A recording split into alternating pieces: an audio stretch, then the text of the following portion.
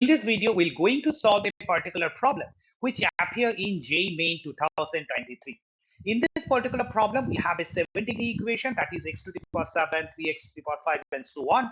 And this particular problem, we need to find out the real roots and imaginary roots, and then we need to find out, right, that what is the exact values of alpha 1, alpha 2, and alpha 7 by rearranging it from greatest to the lowest value, right? And then we have to find the required values. That's the step we have to follow to solve this particular problem. Let's go ahead and solve this problem. This problem, then first we consider, right, the given equation, right, that x to the power 7, 3x to the power 5, 13x cube, and 15x. We can easily observe that it is a equation of degree 7. Now, as it is an equation of degree 7, so therefore we can know that by the basic properties of the arithmetic, right, that it definitely have 7 roots. Now, the roots can be real, can be imaginary as well. Now, first we observe that in the equation that we can easily take x common. So that's why we take the x common, and inside the bracket we have a 6-degree equation. So therefore we can say that either x is equal to 0 or the remaining thing will be equal to 0. So therefore we get our first root, that is x1 is equal to 0. And we just consider the other equation, and that's it. Now our second aim is to factorize the second equation. Now in the second equation, we see that it is the power x to the power 6, 4, 2. So therefore we consider t is equal to x squared. So therefore the equation will be reduced to in the form of t. So x to the power 6 will convert to t cubed, 4 will be t squared, x squared will be t.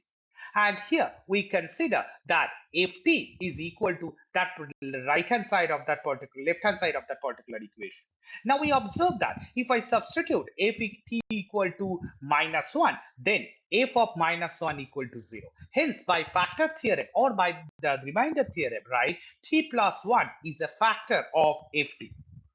So therefore, if that given expression in t, the left hand side of the given expression t, right, will be easily divisible by t plus 1.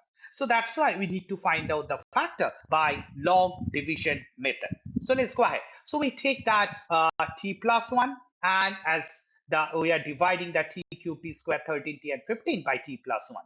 So if we proceed, right, our first term will be t square. So therefore, if we multiply t square and t plus 1, we get t cube plus t square. And our second job is to subtract them. If we subtract, we get it as 2t square minus 13t and minus 15. Now we multiply it by 2t, right? So therefore, in the quotient, if we add 2t, we'll get 2t square plus 2t. And in the subtraction, we get minus 15t minus 15. Now, obviously, we have to multiply by the last term, that is minus 15, and we get the remainder as 0. So therefore, we get that another factor will be t squared 2t and minus 15. Now this quotient will be easily factorizable by middle term. So if we factorize using the middle term, we get it as t plus 5 and t minus 3. So therefore, the expression in the left hand side in t that have 3 unique factor, that's a t plus 1, t plus 5, and t minus 3. That's it. So let's go ahead. So therefore, we can easily say that either t equal to 1 or t equal to minus 5 or t equal to 3. Now we already considered that t is equal to x squared. So as we consider t is equal to x squared, so therefore we can easily get that x squared is equal to -1 for t equal to -1 or -5 or plus 3. So therefore, when x squared equal to -1, the other two roots x to x3 can be written as plus minus I. X3 done. X4, X5 will be plus minus 5i, and X6, X7 will be plus minus root 3. That's it, which is a very straightforward job. Let's go ahead. Now we already get our 7 roots. Now our job is to rearrange them. Now consider the given condition. It says that we have to find out or rearrange the roots in such a way that our modulus alpha 1 is greater than equal to alpha 2 and so on. So that's why we need to find out the mod of all the roots. So here we go ahead and find out the mod. So we get that plus mod of x1 will be equal to 0, x2 and x3 will be 1 and so on and so forth. That's a very simple job. Now you after finding out this modulus, right?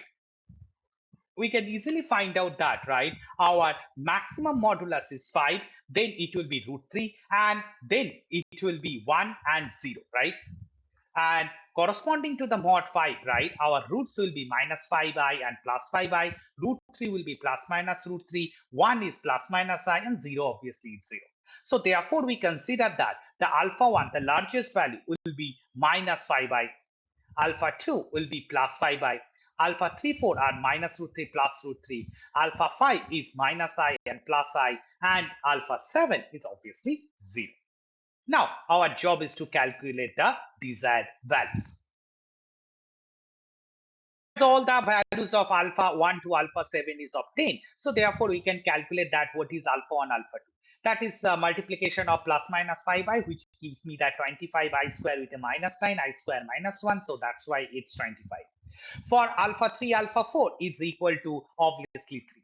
Minus 3, and alpha 5 alpha 6 is equal to plus minus I multiplication, therefore minus I square, and therefore plus 1.